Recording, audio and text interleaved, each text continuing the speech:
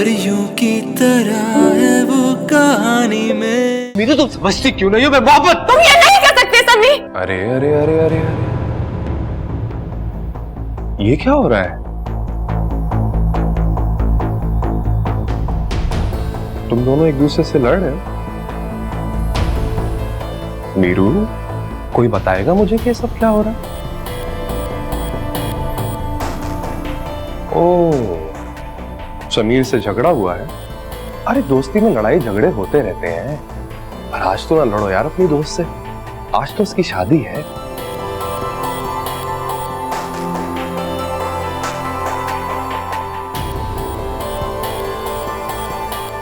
काफी देर से आनी तुम्हें नीचे ढूंढ रही है।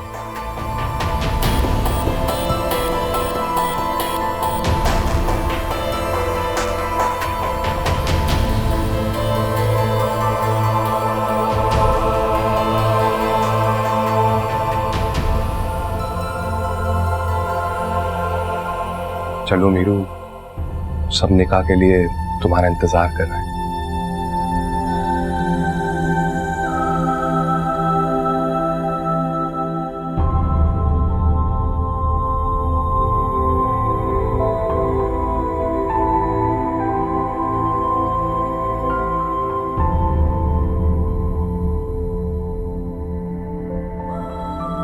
मैं मोहब्बत करता हूं तुमसे, और तुम मुझसे मोहब्बत करती हो तो फिर शादी किसी और से क्यों कर रही? तुम्हारे बगैर नहीं जी सकता हूं मीरू। तुम्हें किसी और का देखता हूं तो मुझसे बर्दाश्त नहीं होता।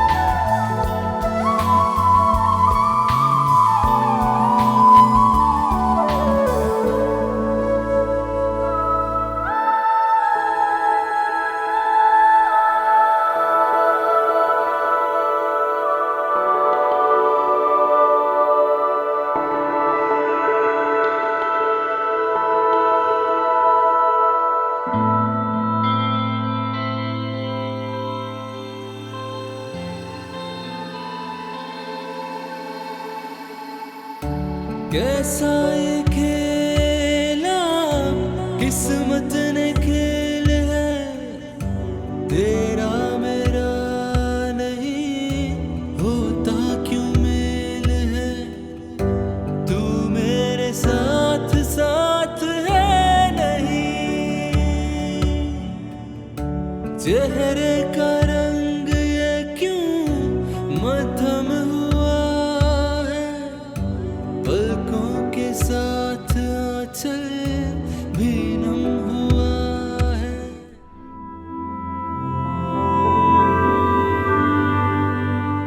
तुम्हारे बगैर नहीं जी सकता हूं मीरू।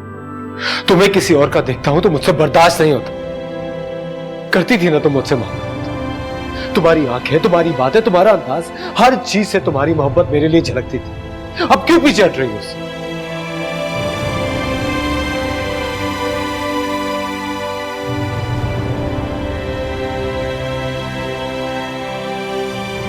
किसी और से शादी करके खुश तो तुम भी नहीं होगी। फिर क्या, मेरी गलतियों को माफ कर दो, भूल जाओ पुरानी बातों को।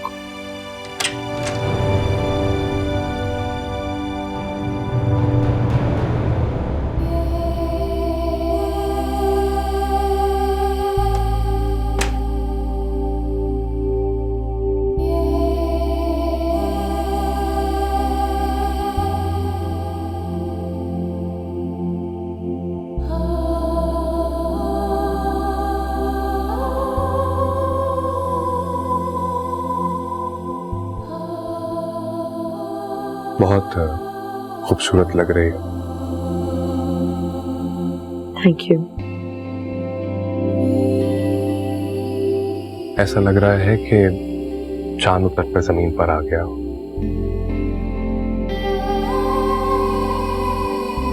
मैं तुमसे एक बात बोलूं? कहिए। खूबसूरत तो तुम बहुत लग रही हो, पर तुम्हारे चेहरे पर वो खुशी नजर नहीं आ रही जो मैं देखना चाहता हूँ। ऐसा नहीं है शिराज, मैं बहुत खुश हूँ।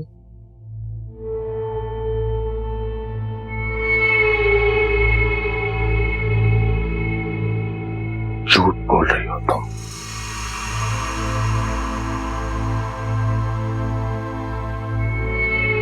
नहीं शिराज, मैं झूठ नहीं बोल रही। झूठ बोल रही हो तुम।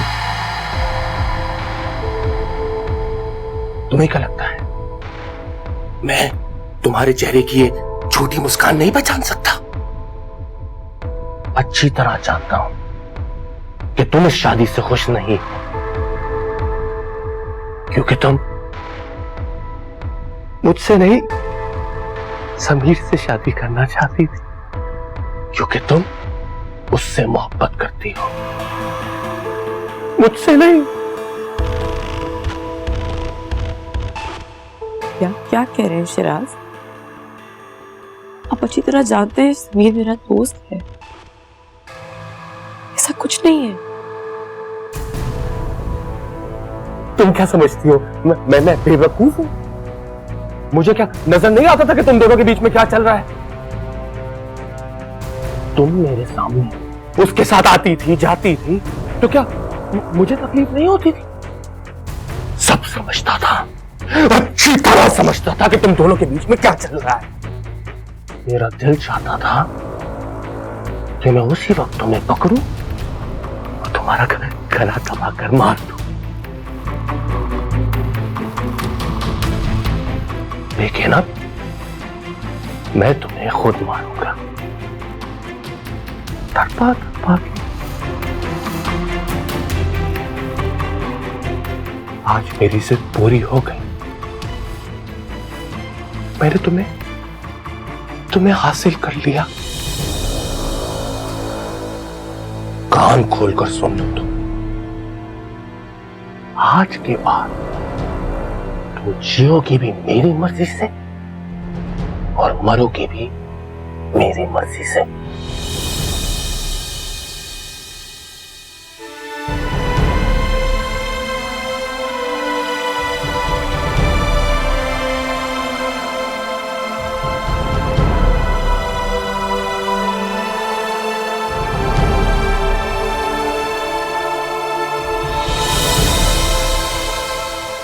किसी और से शादी करके खुश तो तुम भी नहीं होगी।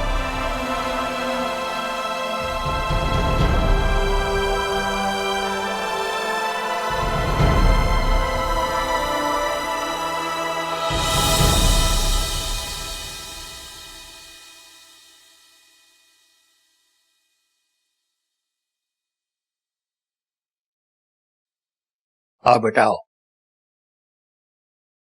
बैठो।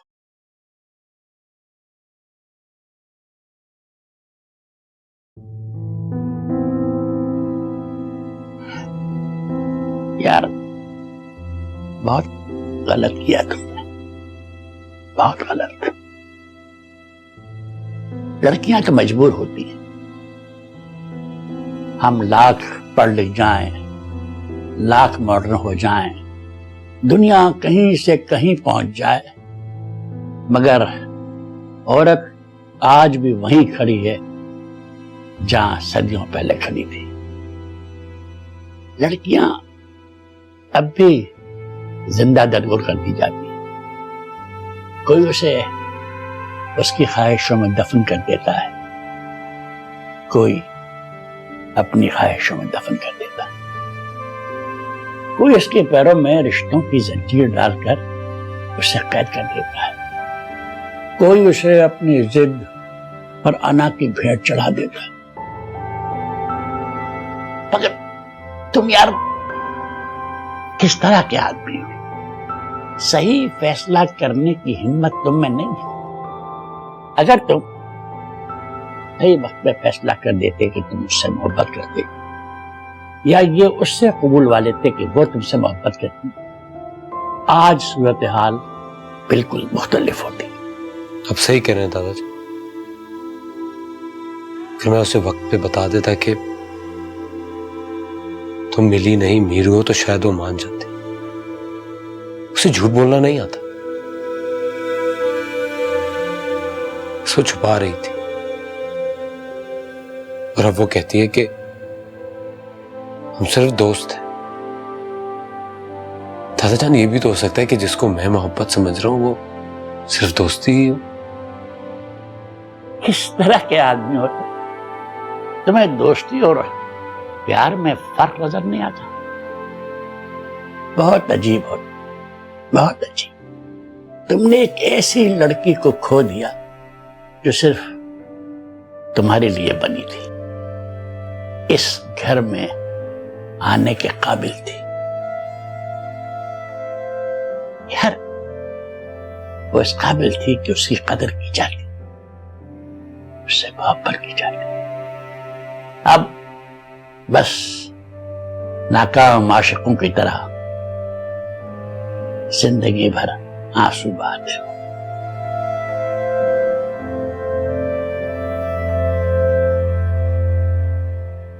खैर, जिंदगी यहां खत्म नहीं हो जाती। जवान आदमी हो, अभी तुम्हें बहुत कुछ करना है, बहुत आगे जाना है। एक मशवरा मैं तुम्हें जरूर दूंगा कि फैसला हमेशा इंसान को वक्त पे करना चाहिए। वे कहाँ रह गए दोनों यार? अरे अरे अरे, ये क्या करें? मीरू और शिराज को तो आने दें, फिर साथ मिलके नाश्ता करते हैं। इतनी जल्दी किस बात की है? काफी देर से बैठे हुए हम लोग। सबर करने, मिलके नाश्ता करने में बरकत होती है। Good morning. गुड मॉर्निंग बेटा। Good morning. शिराज, मीरू को तो आने दो, फिर साथ में नाश्ता करते हैं। अब मैं उसका इंतजार नहीं करूंगा, वो मेरा इंतजार करेगी। क्या बात है, वो अभी तक जागी नहीं है क्या? जी पड़ी हुई सॉरी। और मैं आपको एक बात बता दूं, मैं उसके नखरे हाथ से नहीं उठाऊं। कोई छोटी बच्ची नहीं है वो, उसे पता है कि अभी नाश्ते का वक्त हो रहा है। शिराज, अभी वो इस घर में नहीं है, हमारे घर के तौर तरीके उसे मालूम नहीं है, मैं उसे समझा दूंगी। मैं उसे सब तौर तरीके समझा चुका हूं, उसके लिए कुछ नया नहीं है। वो जानती है कि हमारे लिए सिर्फ एक चीज की अहमियत है, और वो है वक्त।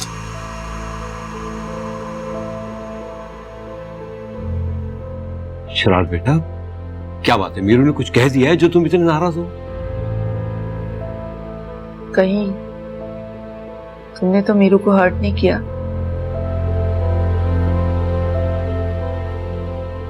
मैं उसे हर्ट क्यों करूंगा अम्मी? क्या हो रहा है? मैं तो उससे प्यार करता हूँ। तुम्हारी तबीयत तो ठीक है ना? तुम अपनी मेडिसिन तो वक्त पे ले रहे हो ना? अच्छा, आज सुबह की मेडिसिन ली है तुमने? शिराज मेडिसिन लिए? ठीक तो हो ना तुम? चलो चलो ठीक है, नाश्ता करो। चाय इसे चाय दो।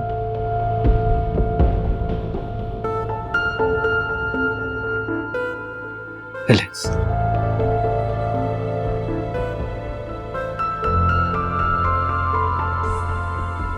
हाँ, करो नाश्ता।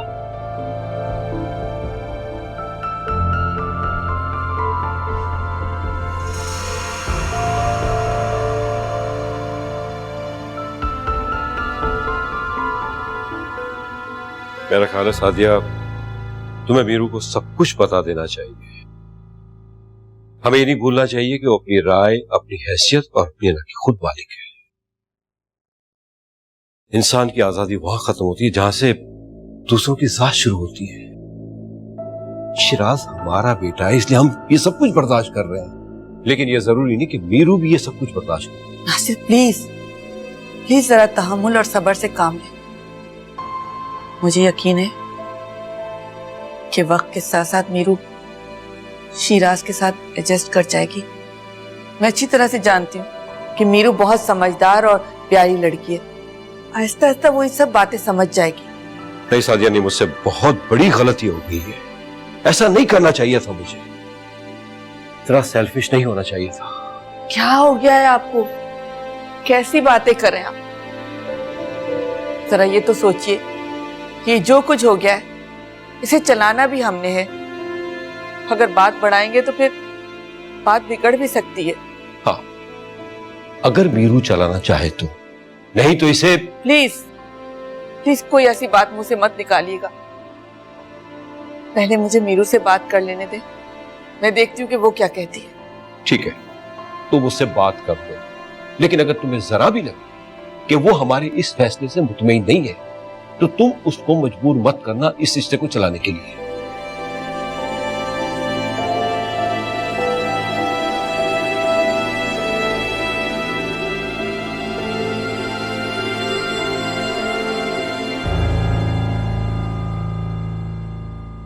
तुम हमारी पहली चॉइस नहीं थी मीरू, क्योंकि हम तुमसे बहुत प्यार करते हैं।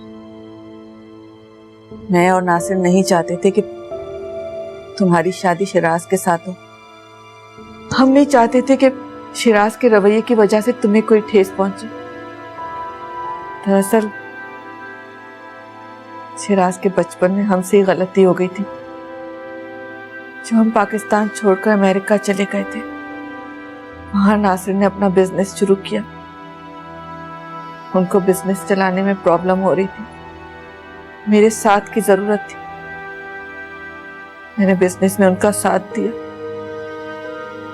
सारा दिन हम घर से बाहर काम में मसरूफ रहते थे।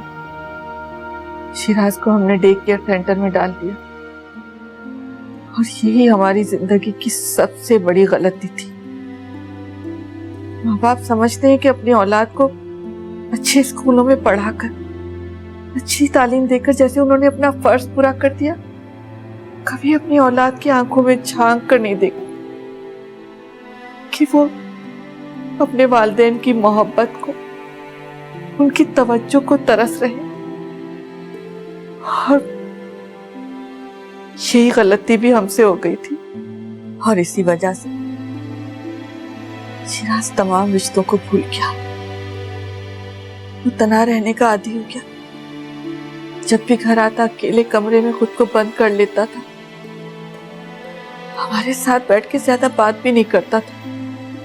बस एक तुम्हारी तस्वीर थी जो हर वक्त उसके साथ रहती थी। मैंने एक दफा उसे तुम्हारी तस्वीर दिखा के कहा था कि ये तुम्हारी मंगेतर है, और ये बात सुनकर उसकी आंखों में उसके चेहरे पर जो चमक आई थी वो चमक मैं आज तक नहीं भूल सकती। वो तुमसे बहुत मोहब्बत करता,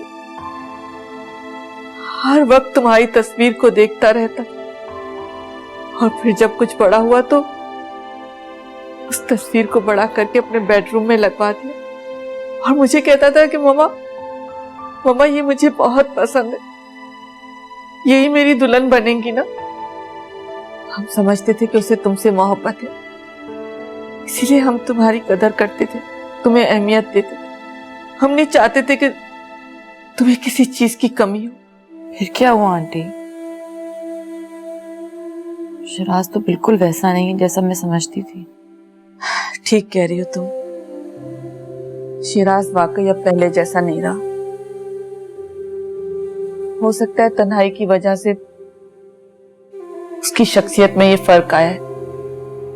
मोहब्बतों की कमी का असर दिल के साथ साथ उसके दिमाग पर भी हुआ।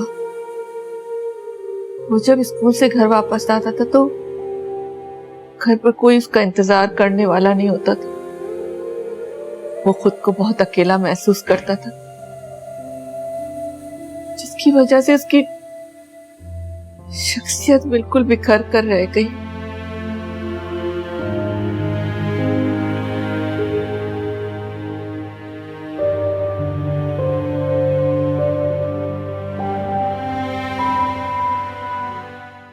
हमने बहुत से डॉक्टर्स को दिखाया शिराज को।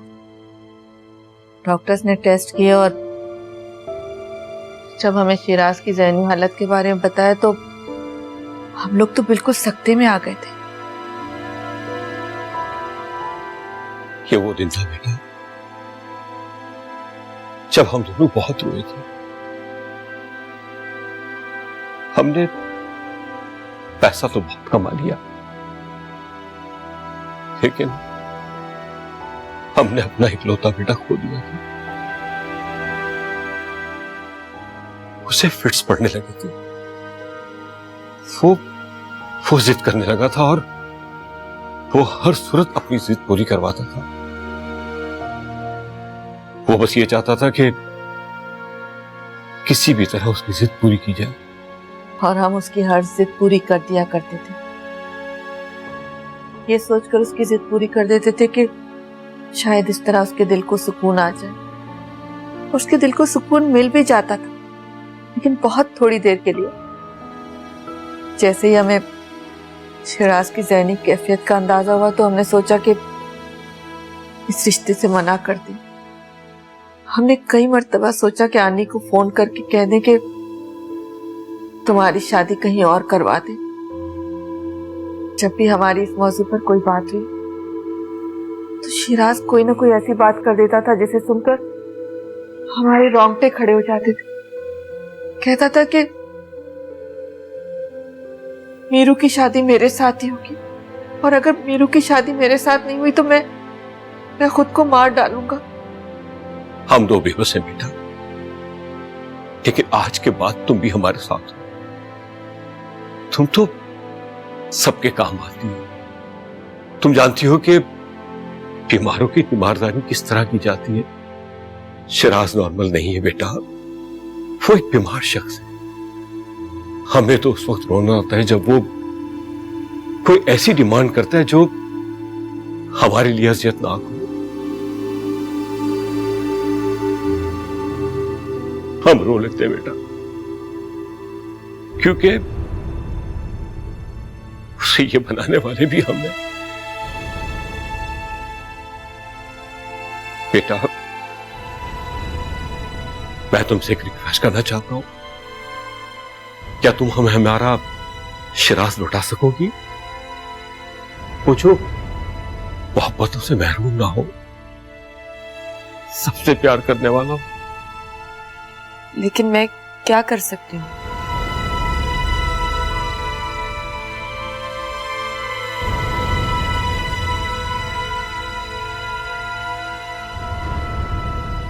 तुम उसे प्यार दे सकती हो। तुम्हारा प्यार उसे बदल सकता है। मीरू, वो तुमसे बहुत मोहब्बत करता है। वो तुम्हें हर्ट तो कर सकता है, तुम्हें कभी कोई अजियत नहीं देगा। वीरू, मैं तुमसे इल्तिजा करती हूँ,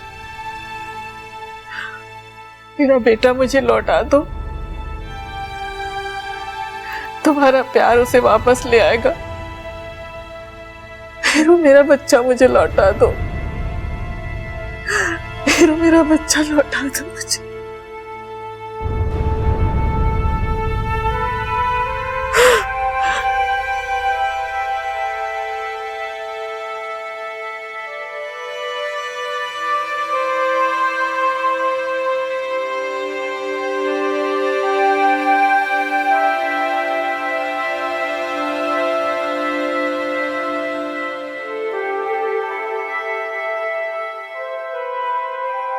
तुम यहाँ क्या कर रही हो?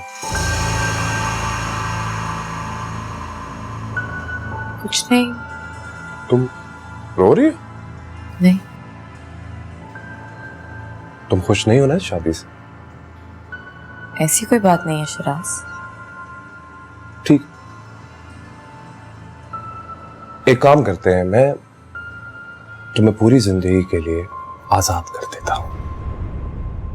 तुम इस घर से हमेशा के लिए जा सकती हो। ये आप किस तरह की बात कर रहे हैं शिराज? मैं तुम्हें तन्हा छोड़ना चाहता हूं ताकि तुम्हें पता चले तन्हाई कैसे काटती है, वो अकेलेपन की अजियत क्या होती है। कभी सही है तुमने? मैंने सही है। मैं जानता हूं इस अजियत को। आज तुम्हें लोगों का प्यार हासिल है, इसलिए तुम्हें मेरी कदर नहीं।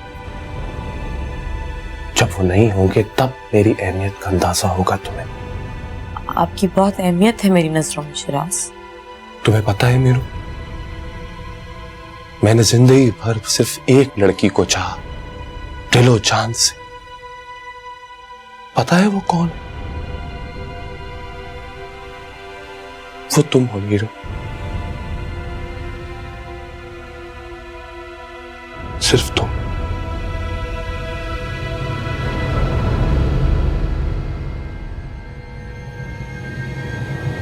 लेकिन मैं ये भी नहीं चाहता कि तुम मेरी होकर किसी और के बारे में सोचो और कोई और तुम्हारे बारे में सोचे। मैं हरगिज़ बर्दाश्त नहीं कर सकता कि तुम मेरे अलावा किसी और की हो। तुम्हें सिर्फ मेरी होकर रहना पड़ेगा, सिर्फ मेरे बारे में सोचना पड़ेगा, समझी?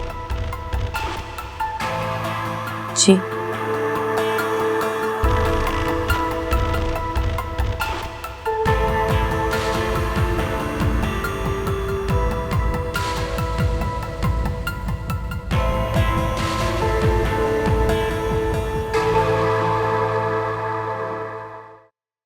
कैसी हैं आप?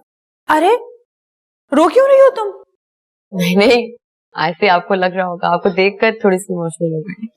अच्छा मीरू, से बैठने तो दो, क्या खड़े खड़े सारी बातें कर लोगी? सानिया कैसी है? जावेद सर कैसे? सानिया क्यों नहीं आई आपके साथ? जावेद भी बिल्कुल ठीक है और सानिया भी बहुत अच्छी है। दरअसल उसकी एग्जाम्स है ना आजकल, और आज उसका लास्ट पेपर था। अच्छा सुनो, यहाँ पे आने से पहले तुम्हारी आनी से मिलके आई हूँ मैं। सोचा उन्हें अपने साथ लेकर आऊं, लेकिन उनकी तबीयत ठीक नहीं थी, थोड़ा सा बुखार भी था उन्हें। शायद शादी की सारी जिम्मेदारियां उन्हीं पे थी ना, इसलिए। बाकी आपा, उनका तो कोई ख्याल रखने वाला भी नहीं है। मीरू, तुम ऐसा करो ना, कुछ देर के लिए अपनी आने के पास चली जाओ। जी आंटी, लेकिन शिराज। अरे उसकी फिक्र मत करो, मैं उसे कॉल कर दूंगी, ऑफिस से वापसी में तुम्हें पिक कर लेगा। और वैसे भी शादी के बाद एक रस्म होती है कि लड़की अपने मैके जरूर जाती है। हमने वो रस्म की नहीं है, और वैसे भी उन्हें तुम्हारी जरूरत है। हाँ ये ठीक है। अच्छा मीरू, मदिया को अपने कमरे में लेके जाओ, दोनों आराम से बैठ के बातें करो, मैं चाय भिजवाती हूँ, और साथ में पकोड़े भी। Oh thank you. चलो।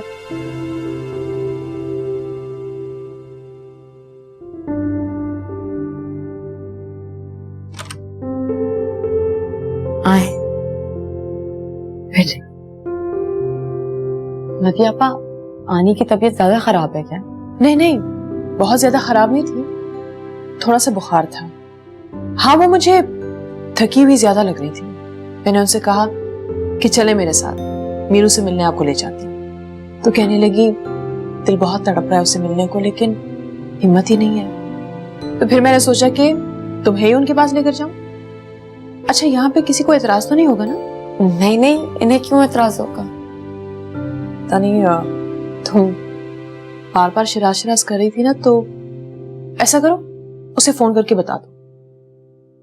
नहीं नहीं, आंटी उन्हें फोन कर देंगी, प्रॉब्लम नहीं है। हम चाय पीते हैं और फिर चलते हैं। ठीक है।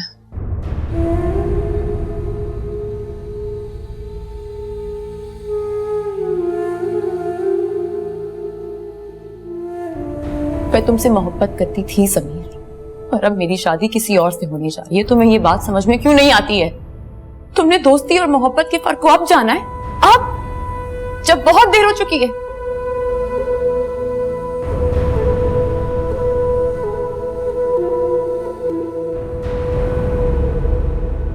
तुम जानते थे कि मैं मिली नहीं हूं, मैं मीरू हूं। तब क्यों नहीं कहा कि मुझसे मोहब्बत करते हो? तब क्यों नहीं कहा कि मेरे बगैर मर जाओगे? तब क्यों नहीं कहा समीर? बोलो, अब खामोश क्यों खड़े हो? मेरा हाथ पकड़ के मुझसे कह देते ना कि मैं तुमसे प्यार करता हूं मीरू, तुम्हारे बगैर नहीं रह सकता। क्यों नहीं कहा?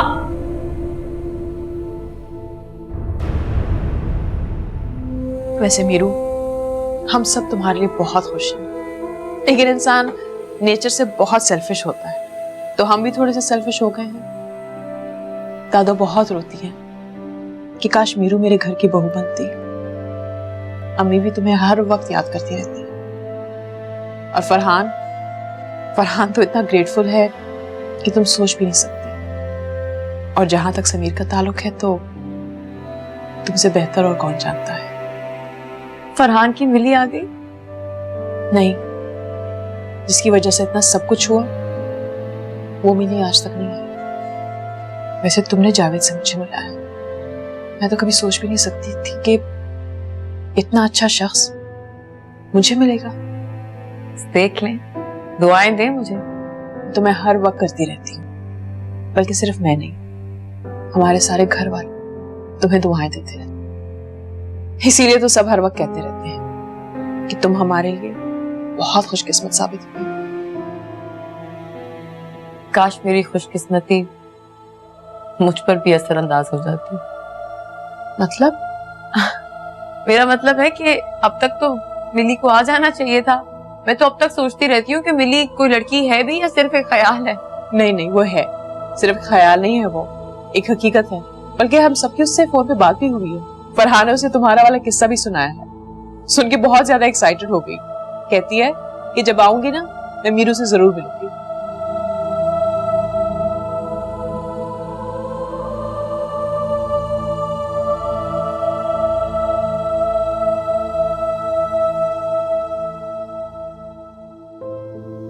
आनी, आपने मुझे बताया क्यों नहीं?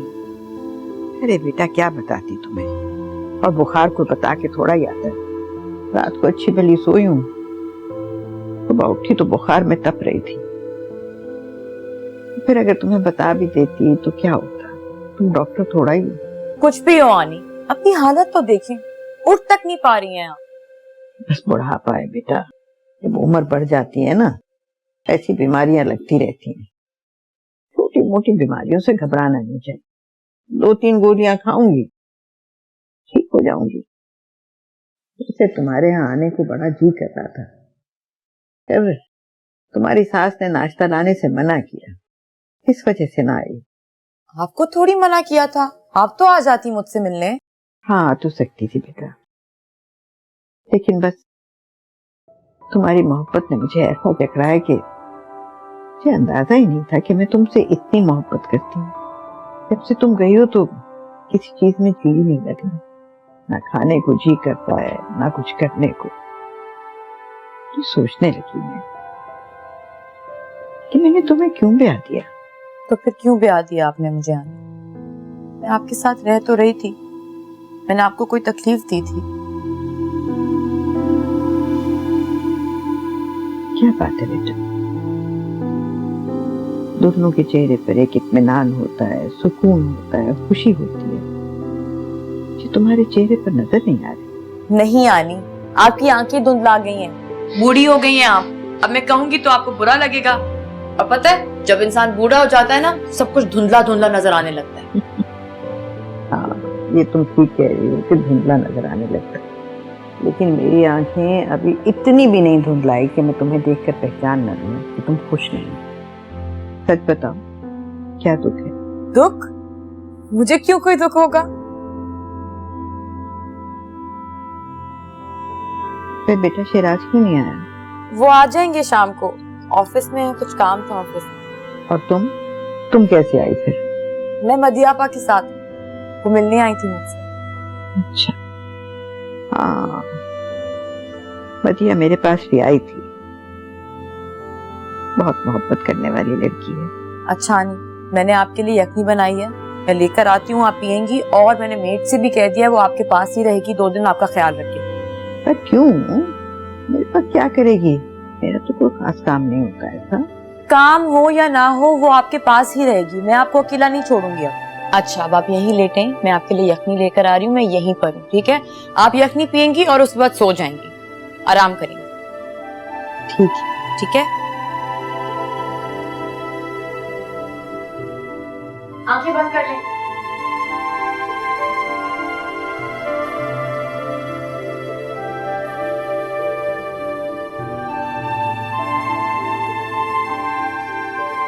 अम्मी, मैं आपसे कह रही हूँ ना, मुझे वो खुश बिल्कुल नहीं लग रही थी। क्यों खुश नहीं लग रही? पता नहीं अम्मी, उसके चेहरे पे वो बात नहीं थी जो होनी चाहिए। एक अजीब सी उदासी थी उसके चेहरे पे, अजीब अजीब से बातें भी कर रही थी। मुझे समझ नहीं आ रही, लेकिन मुझे वो ठीक नहीं लगी।